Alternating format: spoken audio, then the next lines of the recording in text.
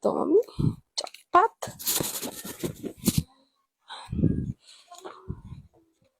Ma, pera ko yun, di ba? Akin na yan. Kaya ka lalaki ka? Anak na talaga kita?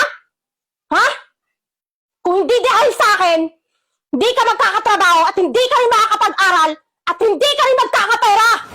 Ang init. Diyos ko Nak. po. Nak, andyan ka pa pala eh. Oh, Buti naman naabutan kita.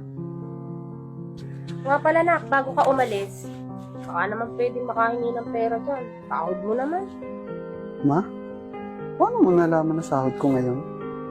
Ay nako, kay Kuya JM mo. Sinabi sa akin, nakita ka raw nagbibilang ng pera. Sige na nak. Ma, magbibigay po ako.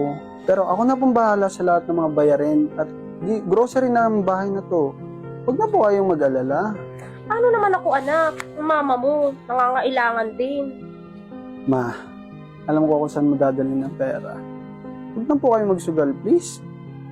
Aba, mas mabuting ibigay mo sa akin ang pera kaysa naman sa iba. Ma, hindi naman po humingi sa akin ng pera si Eya, pati si Ate Wilma.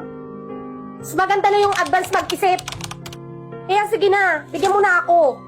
Ma, wala talaga akong mabibigay ngayon sa'yo. Sige na, pasensya na. Buisit ka talagang bata ka? Wala kang utang na loob.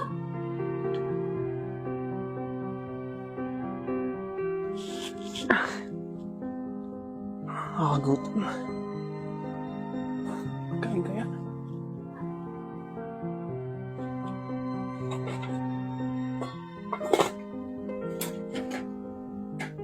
Ma? Bakit walang ulam? May binigay ka ba sa akin? Di ba wala naman? Tapos kayo magtatanong ka kung anong ulam. Pero ma, nag-grocery po ako kahapon, di ba? Hay nako Luis, ito na naman tayo. Hindi ka gumaya sa kuya mo. Hindi pala asa sa magulang. Magluto ka ng sarili mo.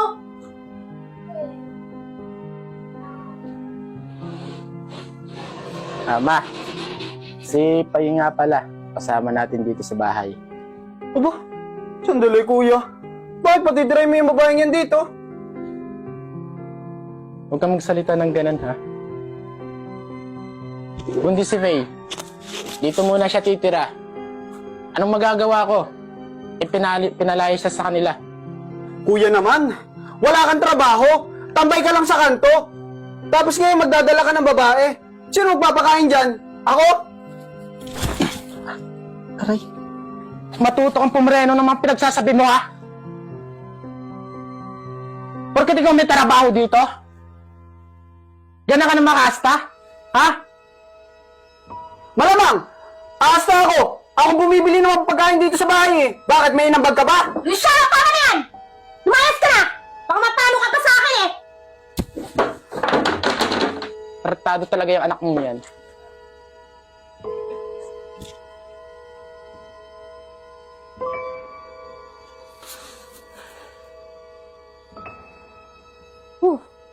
Pag to ni Luis ah.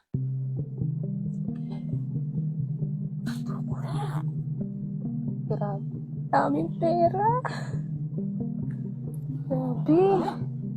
Jackpot.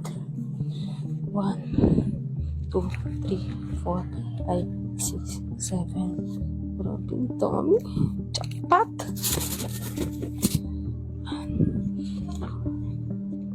Ma, pera ko yun, di ba? Akin na yan. Kaya ka lalaki ka? Anak na talaga kita? Ha? Kung hindi dahil sa akin, hindi ka magkakatrabaho at hindi ka rin makakapag-aral at hindi ka rin magkakapera! Ha? Kaya mo na ba ang sarili mo? Lumayas ka dito! Layas! Ayun na yung gamit mo! Lumayas ka! Buisit ka talaga yung lalaki ka? Layas! Wala kang kwenta!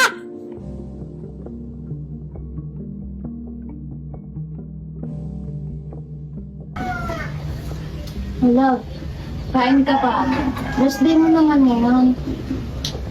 Para kung gusto mo, alis na lang tayo ng mama. Juan, ganun. Habang mahaba ang alas din.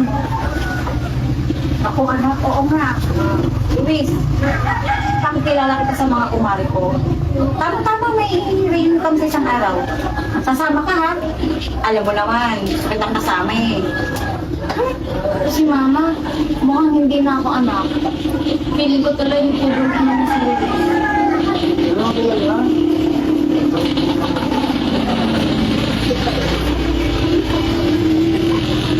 Alis naman agad itong batang to.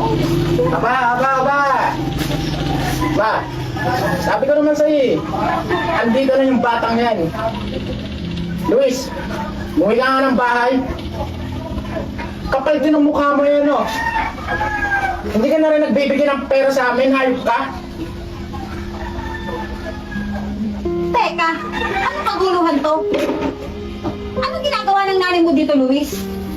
Akala ko ba, itinakol ka na ng sarili mong ina?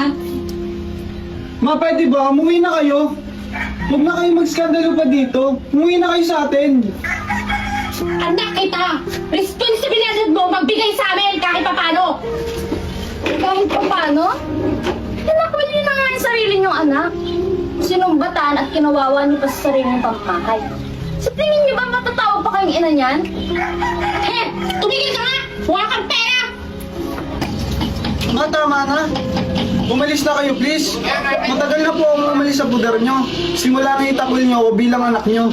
At hindi ko po itotolerate yung mga bagay na nakasanayan nyo. Sana naman po matuto kayong tumayo sa sarili nyo mga paa. At sana po magpasalamat kayo sa mga kung anong meron sa atin ngayon.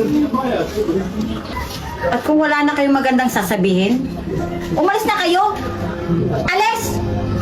Trespassing kayo sa pamamahay ko ah! Tara na. Tara na! Kalibi na lang tayo.